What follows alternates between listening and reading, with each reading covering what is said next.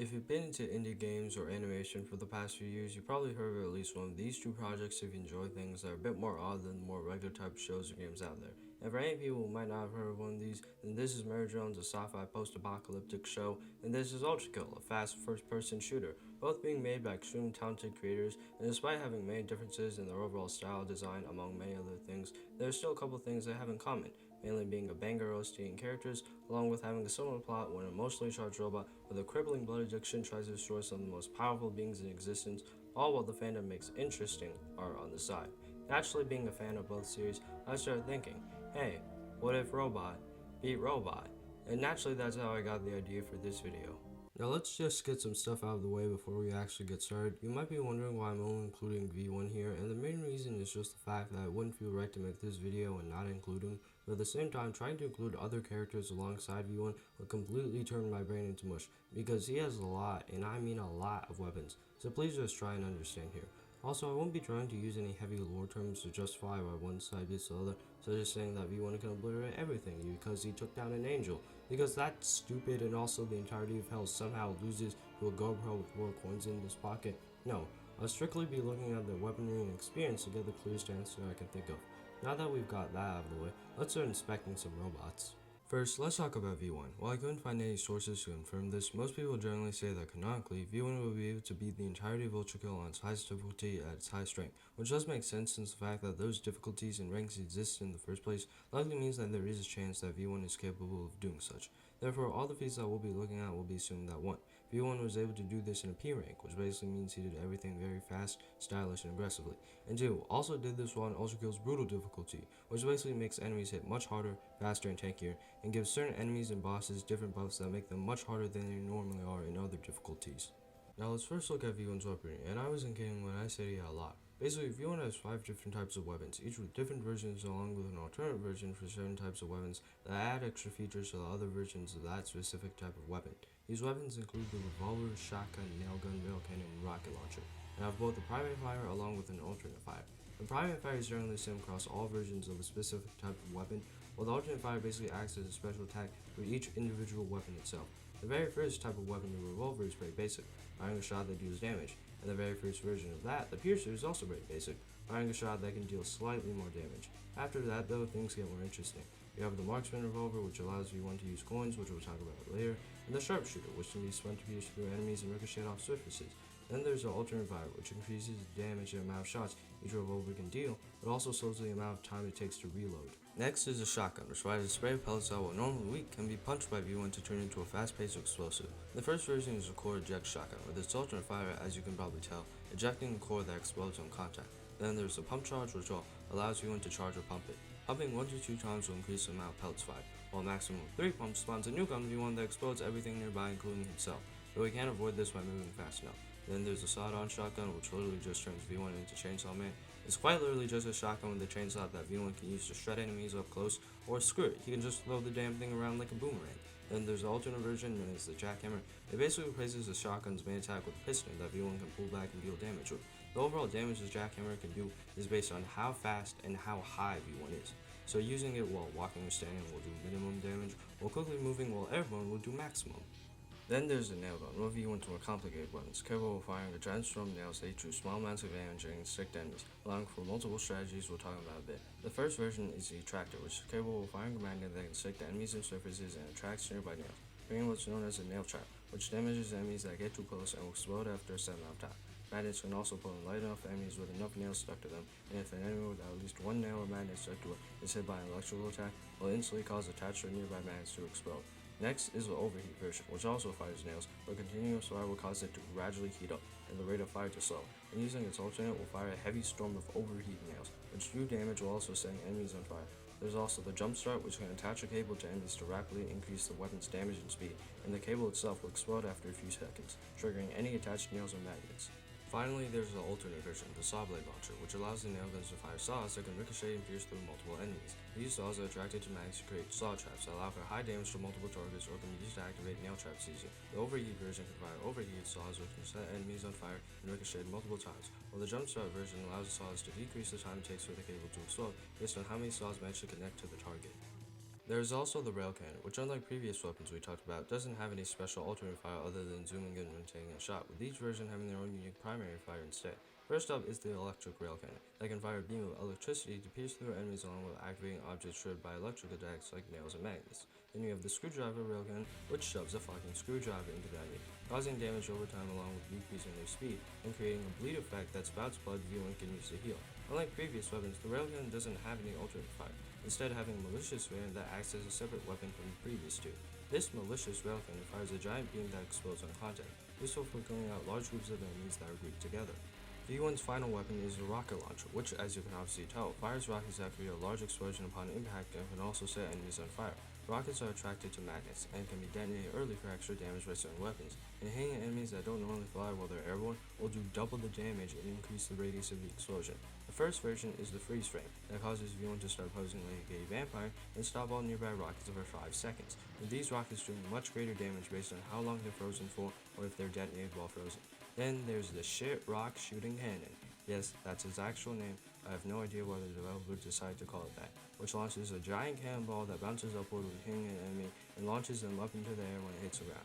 Just like the rail cannon, the rocket launcher lacks an alternate variant, instead having a fire start variant. This alternate attack coats enemies in an oil that causes enemies to catch fire when ignited, and can even cause enemies normally immune to explosions to lose that immunity when they're covered. Apart from his guns, V1 also possesses 3 different unique arms along with the coin. Now let's first talk about the coin, which is easily one of V1's most versatile weapons yet. They allow V1 to ricochet shots from multiple weapons up to 4 times while the coins are airborne, giving each shot a damage boost while also holding in on an enemy's weak points. The coins themselves can interact and be used with many of V1's weapons, allowing for multiple different strategies that allow V1 to do massive damage compared to what it can normally do. Now let's talk about V1's arms, with the first one being the feedbacker. In terms of combat, the feedbacker is extremely useful as it allows V1 to parry. Parrying is helpful as it allows V1 to boost the speed and power of certain attacks and turns coins into explosive honing projectiles. More importantly, it allows V1 to deflect and even interrupt certain enemy attacks, cancelling them out, while also healing V1 in the process. Next is the Knuckle Blaster, which is honestly just a worse version of the feedbacker. It can do decent damage, but that isn't really useful since V1 usually isn't doing damage up close anyway. While it can still deflect enemy attacks, it can't parry, making it much less versatile than the feedbacker. Finally, we have the Whiplash, which can't do any damage but has other neat uses as well. It allows V1 to travel pretty fast and also allows V1 to grapple toward enemies or have enemies grapple toward himself based on how light they are. V1 can even use it to allow his coins to stay airborne longer, or even change the pathway of certain projectiles. Apart from his weapons, V1 also possesses many impressive feats. Apart from being able to use his many different weapons very well, V1 has defeated many tough opponents. Basically, everything V1 has been able to be is either not very strong, but insanely difficult to hit, or not very fast, but hits extremely hard. And sometimes, it's both at the same time, and that's what we call Menace Sisyphus Prime. He is also able to heal pretty quickly by either absorbing an opponent's blood or parrying their attacks. Despite being made as a pretty frail model, V1 is no slouch when it comes to power.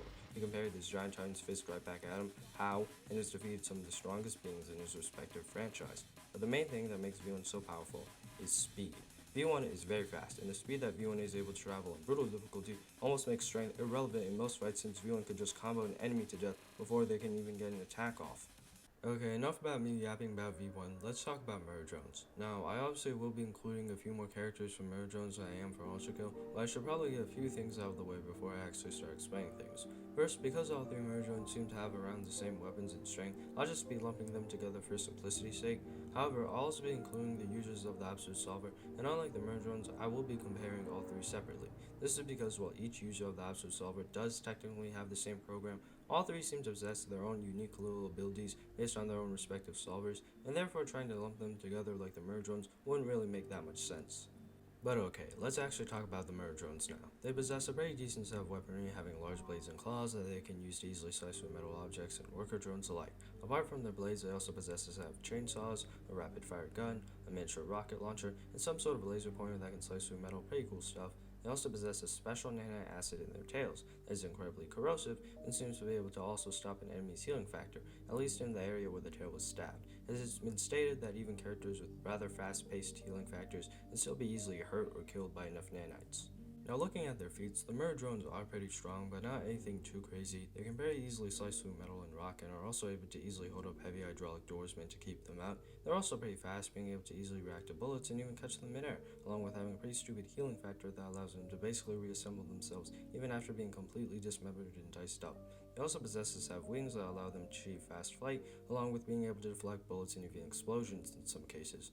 However, if their core located in their chest is destroyed, they will die and won't be able to regenerate, and this is still prevalent when we talk about Absolute Solver users.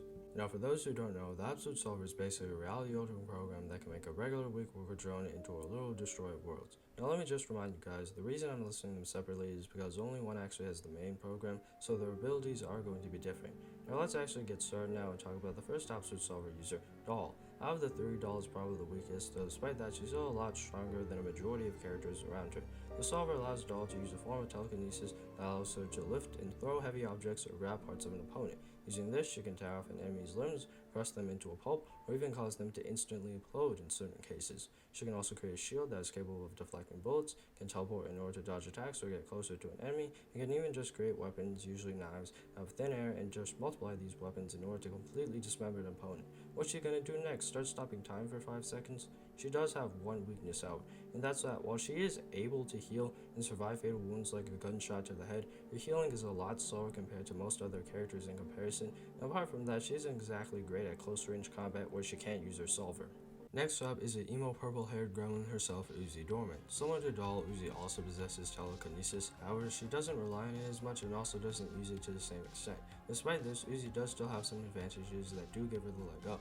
Mainly, she can actually heal pretty fast, which allows her to recover a lot faster, and she's actually pretty decent at being able to fight at close range, being able to react pretty fast and actually defend an attack when an enemy gets up close. Also, after getting her Solver, her body mutated into what's known as a zombie drone. Basically, she gets these mutated wings similar to the mirror drones that allow her to shield against gunfire and can also use them to slash and slice opponents, and also gains these weird tentacles that I think she can use. However, Uzi's main and most devastating attack is her Null, which allows Uzi to create a miniature black hole that is incredibly destructive in power. The Null itself has two forms, larger, less destructive circles that effectively crush and annihilate anything that gets caught in between, and can also be used as sharp projectiles or smaller, denser spears of energy that are able to create massive shockwaves across planets and are capable of clearing out the clouds, making it easily Uzi's most powerful attack yet. Finally, we have Sin, the main host of the Absolute Solver and easily the most powerful. Basically, Sin is sort of a combination between both Uzi and Doll, possessing powerful telekinesis while also being incredibly deadly at close range. She can sprout multiple bladed tentacles from her body to slice and dice through opponents with no issue, and can also teleport rapidly to make her attacks more unpredictable and catch enemies off guard. Just like Doll, she can create a shield that can deflect bullets away and also shapeshift into other forms to create distraction. She also just possesses a very broken healing factor that is much stronger than basically every other character. Unless her core is destroyed, she can just heal off all the damage in seconds and doesn't need to worry about being knocked out if she gets fatally hit, as she can just reattach body parts.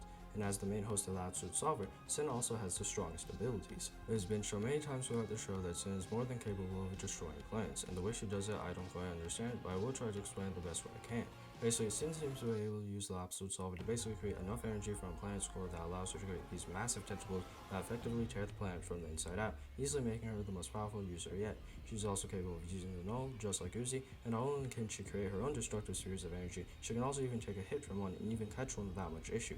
Alright, finally we're at the point of the video that you've all been waiting for, and that's whether or not Robot will be able to beat Robot. Now, I think that you can all probably guess that when against the mirror drones, V1 probably wins 99% of the time. It's not like the mirror drones are weak or anything, but in comparison to other characters in their own world and the different opponents that V1 has faced, the mirror drones aren't exactly the strongest. Simply comparing their weaponry, V1 has way more weapons that he's capable of using, and apart from that, has a lot more experience fighting tougher opponents. The mirror drones were designed to pick off weaker targets, while V1 can casually destroy hordes of enemies that are similar in power and weaponry to the mirror drones. Aside from that, bosses like V2 and Gabriel not only possess similar weaponry and attack patterns, but are also much stronger in comparison, yet V1 can still absolutely destroy them with a couple parries and coins, making it pretty obvious which robots can be disassembled in this situation. On the other hand, the Absolute Solver users are a bit more tricky. In comparison, they do have a bit more to work with, but generally V1 does beat most of them consistently in most situations. Doll probably would give V1 some trouble, but the issue is that V1's just so fast it would be very difficult to try and catch him with her Solver. More importantly, while Doll can use her Solver sometimes to get an instant kill if it manages to lock on, that's against weak frail worker drones that don't have any sort of durability. And while V1 obviously isn't the tankiest model, it can still take quite a beating in comparison and likely isn't going to fold as easily. Besides, while Doll's shield might be able to deflect weaker bolts from things like the shotgun, it hasn't shown to be able to deflect any kind of explosives and could easily be broken by parry pelts or stronger attacks.